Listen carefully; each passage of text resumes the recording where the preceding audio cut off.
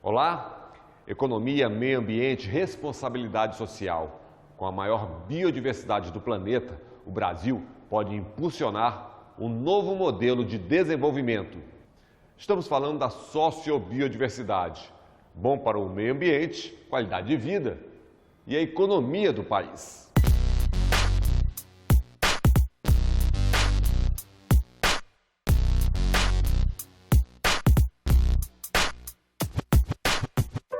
Essa economia os coloca em contato com a sociedade brasileira e a sociedade global, oferecendo produtos, sim, alimentos sãos para a sociedade brasileira, mas também serviços ecossistêmicos para a sociedade global. A gente precisa sair, dessa lógica de provedores de insumos para uma lógica de economias que inovam a partir do conhecimento tradicional. Infelizmente, no contexto em que nós estamos vivendo, não demonstra um momento muito favorável para essa agenda socioambiental no país.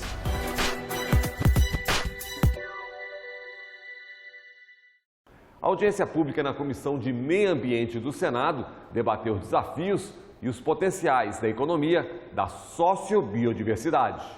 Que nada mais é bens e serviços gerados a partir de recursos da biodiversidade, com a participação de povos e comunidades tradicionais, promovendo a manutenção e valorização de práticas e saberes locais, gerando renda e a melhoria de qualidade de vida e do meio ambiente. Resumindo, a riqueza da biodiversidade somada aos saberes das nossas comunidades tradicionais. Mas como isso acontece? É certo que falamos de diversidade, de biodiversidade, de diversidade sociocultural. Mas ao falar de economia da sociobiodiversidade, nós estamos falando também de relações. Relações de interdependência.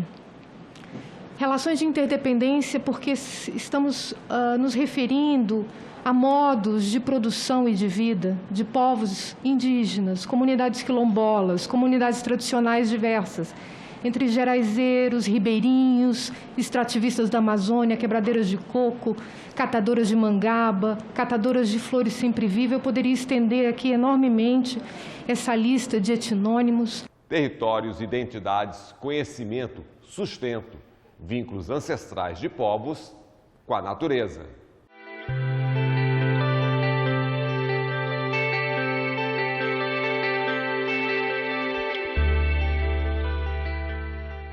Esses vínculos profundos se dão porque são paisagens que lhes oferecem sustento, sim, mas também oferecem memória, oferecem conhecimentos que foram aprendidos por processos de experimentação por muitas gerações, oferecem a eles também um vínculo que os identifica com esses lugares, são seus territórios. E é essa ordem de vínculo que os predispõe também a defenderem, a conservarem essas áreas como a própria vida. Então, essa é uma primeira relação que caracteriza a sociobiodiversidade e vai atravessar a economia da sociobiodiversidade. A economia da sociobiodiversidade são economias da vida e sua diversidade, promovida pelo conhecimento tradicional e pelas práticas de manejo da biodiversidade e da paisagem, que transformaram e continuam transformando floresta em floresta em floresta por milênios. E essa transformação de floresta em floresta é um benefício enorme produzido por essas práticas de manejo para essas comunidades. São economias que produzem muito mais do que insumos para as empresas. É uma economia autossustentável, onde meio ambiente, sociedade e planeta caminham juntos. Por isso, sociobiodiversidade. Essa economia os coloca em contato com a sociedade brasileira e a sociedade global, oferecendo produtos, sim, alimentos sãos para a sociedade brasileira, mas também serviços ecossistêmicos para a sociedade global. Cuidados com a água, com a biodiversidade, com o clima, que realmente jogam um papel para que, além daquela comunidade local entender que está trabalhando pelo seu destino, eles contribuem também para o nosso destino, para o nosso futuro. E o acesso à terra, sim, sempre ela, continua um problema. Não estamos falando de cadeias de commodities, cadeias globais de commodities, baseadas em monocultivos, mas de uma economia em que o componente sociocultural é central. Essa economia, contudo, ela enfrenta muitos entraves. A despeito de todas essas potencialidades, de tudo que ela entrega para a sociedade brasileira e para a sociedade global, ela enfrenta muitos entraves. E o principal, o acesso à terra. Infelizmente, no contexto em que nós estamos vivendo, não demonstra um momento muito favorável para essa agenda socioambiental no país. E a nossa história, tristemente, será marcada por um momento sombrio. O maior reflexo, talvez, dessa triste realidade são os inúmeros casos de conflitos territoriais fundiários, a morte de lideranças ativistas no campo e a invasão massiva dos nossos territórios tradicionais de uso coletivo, em especial as reservas extrativistas e os territórios indígenas. Sem terra, sem crédito, conflitos no campo, insegurança. Além do crescimento da violência, além de estarmos negando um direito básico, que é o direito à terra, a esse território, que é a base, afinal, a base primeira, né, desta economia da sociobiodiversidade, sem o domínio fundiário, há uma incerteza também, ou há um prejuízo, né, para que se tenha acesso a crédito, para que se tenha a possibilidade de licenciar, né, empreendimentos agroindustriais. Então, há também um encadeamento, né, nessas questões. Quem defende o direito dos povos e comunidades tradicionais merece o reconhecimento por parte do Estado, não a perseguição política ou profissional. E nesse contexto, nós não podemos falar de uma economia da sociobiodiversidade se não falarmos na proteção dos territórios tradicionais de uso coletivos, na valorização dos modos de vida dos guardiões da floresta, do campo e das águas. Segurança pública é direito de todos, mas é dever do Estado. Isso não sou eu que estou falando, está no artigo 144 da Constituição. Que os povos tradicionais, as comunidades tradicionais, as comunidades quilombolas, as comunidades indígenas, que são verdadeiros defensores do meio ambiente, eles estão fazendo o papel do Estado, mas estão sendo dizimados, porque defender o meio ambiente é defender toda e qualquer forma de vida que há por vir. E é uma garantia constitucional expressa no artigo 225, todos temos direito a um meio ambiente ecologicamente equilibrado. Isso não sou eu que estou falando, é a nossa Carta Constitucional. Outra crítica, o desmonte de políticas públicas. O enfrentamento exige também políticas públicas com essa perspectiva, né, que considere as especificidades dessa economia. Políticas públicas que sejam coordenadas e que tenham um caráter permanente, para que a gente não volte a vivenciar o debacle que vimos vivenciando nos últimos anos. Devem ser políticas, portanto, de Estado. Mas o que se viu no período recente no país foi exatamente o oposto. Vimos um desmonte de políticas importantes que foram construídas, que se constituíram em conquistas das forças sociais no campo democrático brasileiro. E se ninguém sabe que existem, o que fazem, do que precisam, as políticas públicas não chegam. O apagão de informações. Um outro problema, um desafio que afeta enormemente a economia da sociobiodiversidade é o apagão de informações. Nós temos uma fragmentação, uma dispersão das informações relativas a povos e comunidades tradicionais no Brasil, seus territórios, os conflitos a que estão submetidos e ainda mais sobre o que produzem, como a sua produção circula, como ela dinamiza a economia local. O apagão de informação, naturalmente, dificulta a elaboração de políticas públicas apropriadas que considerem as especificidades da economia da sociobiodiversidade. E pior, marginaliza essa economia e os seus sujeitos. Então, há algo como uma sugestão de que esse apagão de informação é também intencional, né? Dificultando enormemente que essa economia realmente componha a estratégia de desenvolvimento do Brasil. E isso repercute fora do país. A bioeconomia brasileira ausente de documentos e pesquisas internacionais. Quando nós iniciamos o trabalho para o painel científico para a Amazônia, a nossa primeira atitude foi ir atrás da bibliografia sobre bioeconomia, como se faz em trabalhos científicos. E as constatações foram impressionantes. Conforme nós avançávamos na leitura desses documentos, uma constatação se impunha. É uma bibliografia que se refere a laboratórios ou plantações contínuas, a florestas de clima temperado, a florestas boreais, mas onde a floresta tropical e o cerrado simplesmente não existem. As florestas tropicais, e particularmente a Amazônia, estão fora da literatura científica e tecnológica referente à bioeconomia contemporânea. Dos 225 documentos sobre bioeconomia florestal publicados por 567 organizações de 44 países, os mais expressivos na área eram Finlândia e Canadá. Considerando as 10 organizações que mais publicaram na área de bioeconomia florestal, não há nenhuma situada em um país com floresta tropical. De todos os trabalhos analisados nos artigos, as palavras-chave bioeconomia e florestas tropicais jamais aparecem juntas.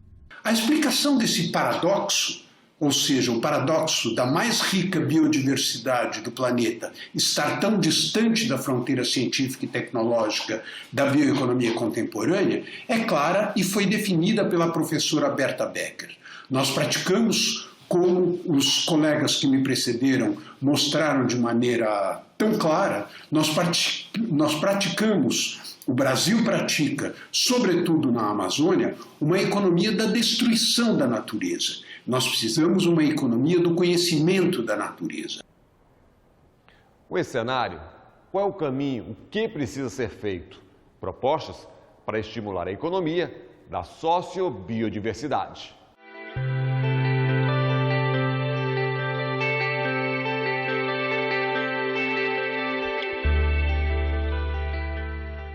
Podemos, acredito eu, transformar essa realidade se soubermos agir com sabedoria, honestidade e eficiência.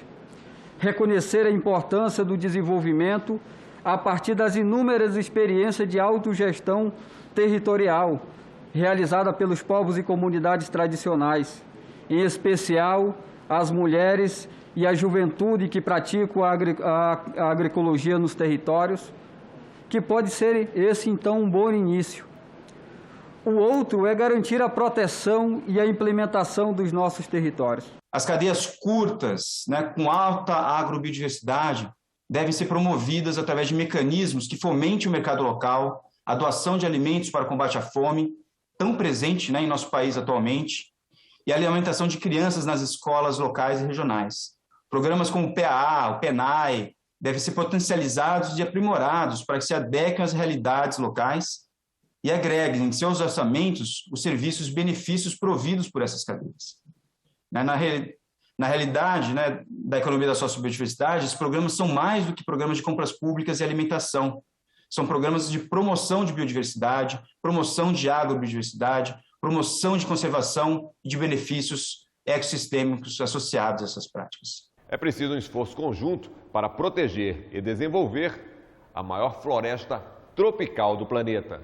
O tráfico de madeira, a exploração ilegal de ouro se tornou um problema não só brasileiro, mas um problema latino-americano que terá que ser enfrentado de maneira articulada entre diversos governos. A premissa das pessoas que preconizam esses modelos destrutivos é que a Amazônia é uma terra vazia que precisa ser rapidamente ocupada por atividades convencionais, sem o que potências estrangeiras haverão de tomar o nosso território.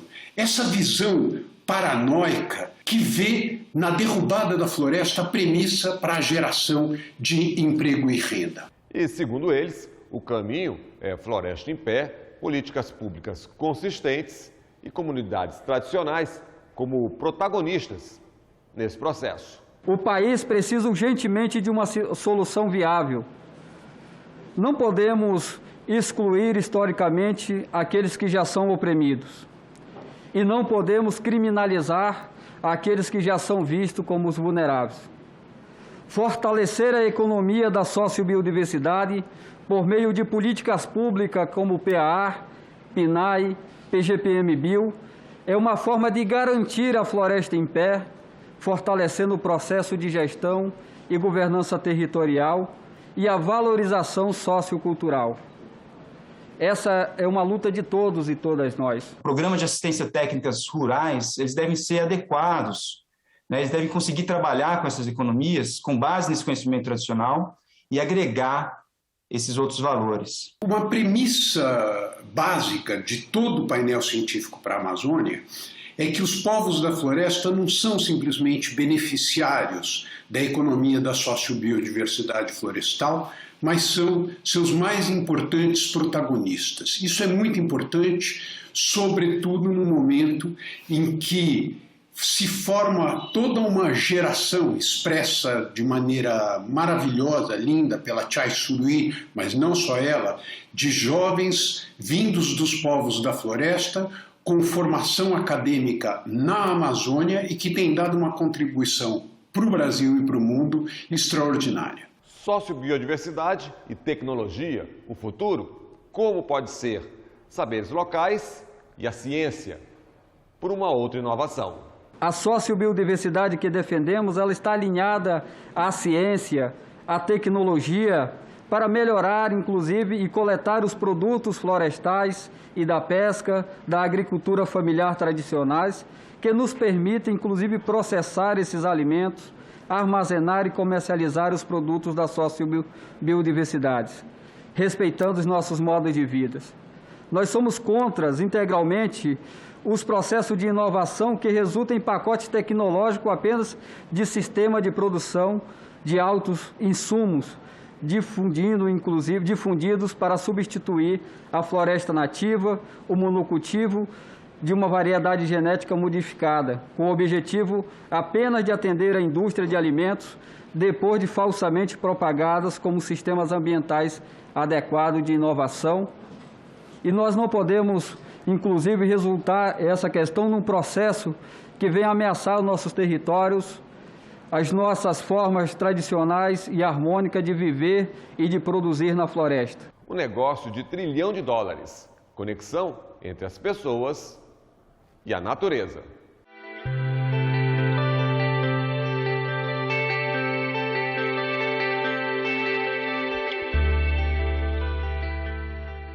A gente precisa sair, né, dessa lógica de provedores de insumos para uma lógica de economias que inovam a partir do conhecimento tradicional, são desenvolvedoras de tecnologias e soluções para a saúde, moda, alimentação, governança e gestão territorial, modelos econômicos, manejo, e são prestadoras de serviço e entregam benefícios ecossistêmicos para todo o planeta. Passou da hora de reconhecermos e valorizarmos as economias por tudo que elas entregam para o mundo e buscarmos mecanismos que promovam seus produtos, trabalhem inovação com base no conhecimento tradicional, com o protagonismo dos detentores de conhecimento e retribuam os serviços prestados pelas suas práticas de manejo e produção. Um documento da Academia de Ciências de Engenharia e Medicina dos Estados Unidos mostra que a bioeconomia corresponde a 5% do PIB norte-americano, $1 trilhão praticamente. Na Europa também os dados são impressionantes, na China, etc. E a definição vinda dos documentos europeus e norte-americanos enfatiza a importância das ciências da vida, da aplicação de conhecimento científico ao uso e à transformação da natureza, com grande contribuição para a saúde humana e para a descarbonização da economia global por meio de novas fontes de energia e novos materiais. Eu acho que o que a gente traz, o que a gente discute, né, nessas propostas, são mecanismos que entendam essas economias como economias amplas da vida e geradores de biodiversidade e que estão à frente em muitas discussões que estão colocadas no mundo, né, industrial atualmente.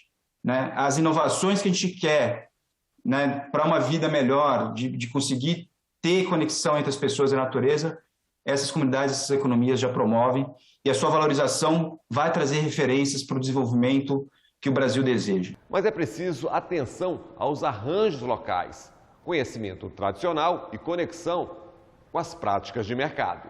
Devem ter políticas e programas específicos de gestão e regulamentação que enxerguem esses arranjos como primas diferentes dos primas de regulamentação do setor privado.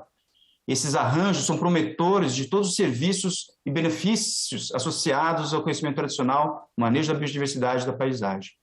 Esses arranjos conectam as práticas dos mercados e promovem a transformação, de floresta em floresta em floresta. Regulamentações de segurança alimentar, regulamentações de cooperativismo e associativismo, regulamentações de crédito, regulamentações tributárias devem promover esses arranjos para que eles continuem prestando serviços associados aos insumos por eles trabalhados. O nosso compromisso é defender uma economia capaz de conviver com a floresta, garantir o direito e distribuir a renda de forma justa e propor alternativas produtivas, ambientais e econômicas, além de orientar politicamente os movimentos socioambientais para resistir a esse modelo hegemônico que avança de escala regional, nacional e internacional por meio da ousada economia da destruição da floresta movida pelas empresas transnacionais, governos nacionais e subnacionais. Os territórios conquistados, por exemplo, pelo processo histórico de luta com a participação dos movimentos sociais no país, precisam ser zelados, respeitados, fortalecidos, com a permanência das famílias e tendo as pessoas como protagonistas da conservação e da floresta com a qualidade de vida. Em primeiro lugar, nós precisamos, de fato, de uma economia da sociobiodiversidade florestal. Como mostrou Johnny do Nascimento Torquato, nós precisamos tomar cuidado com a ideia de economia de escala. Hoje, na Amazônia, emergem inúmeras organizações voltadas ao fortalecimento do empreendedorismo de base florestal, mas nós precisamos, para que esse empreendedorismo seja fortalecido, rediscutir a noção de infraestrutura para a Amazônia. A infraestrutura para o uso sustentável da sociobiodiversidade florestal exige internet de qualidade, energia, mobilidade, industrialização local dos produtos da sociobiodiversidade florestal e, sobretudo, condições dignas de vida para os povos que exploram essa sociobiodiversidade. Floresta, inclusão social, distribuição de renda. Nós defendemos, por fim, a consolidação dos nossos territórios já conquistados, a inclusão e a implementação das políticas públicas, como saúde, educação, energia, transporte e as organizações, a governança, a autogestão da governança e o controle social desses territórios. Todos isso são questões importantes para que a gente possa falar, porque sem isso não tem como pensar na conservação da floresta, na economia da sociobiodiversidade com uma inclusão. Concluo dizendo, o agrotóxico mata, a mineração mata, as queimadas matam, o desmatamento mata, a sociobiodiversidade cuida, respeita, salva a vida e garante o futuro da humanidade. Pesquisas recentes mostram, não deixam dúvidas, temos hoje 33 milhões de cidadãos brasileiros com fome. Então, nós regredimos a um patamar equivalente ao da década de 1990. A economia da sociobiodiversidade tem tudo a ver com isso. Estamos falando de produção de alimentos sãos para o alto consumo e a geração de renda. Não por acaso o PAA, o PENAI compunham um repertório de estratégia de combate à fome no passado. Então, é diante desse quadro que organizações da sociedade civil e dos movimentos sociais no Brasil se articularam na constituição do Observatório da Economia da Sociobiodiversidade e se empenharam em elaborar um conjunto de proposições para que a gente possa enfrentar esses desafios e fortalecer esse campo da economia. Volto a dizer, uma economia da vida e para a vida. O futuro pode ser outro, o futuro deve ser outro. O futuro que o Brasil deseja é um futuro de inovação, que reconheça os valores das economias da sociobiodiversidade, dos diferentes povos indígenas, quilombolas, extrativistas, agroextrativistas e comunidades tradicionais de todo o país, com garantia de direitos, proteção e segurança de seus territórios e modos de vida. É isso, sociobiodiversidade. É economia, é estilo de vida, é o presente com gosto de futuro. E o Em Discussão fica por aqui. Até o nosso próximo programa.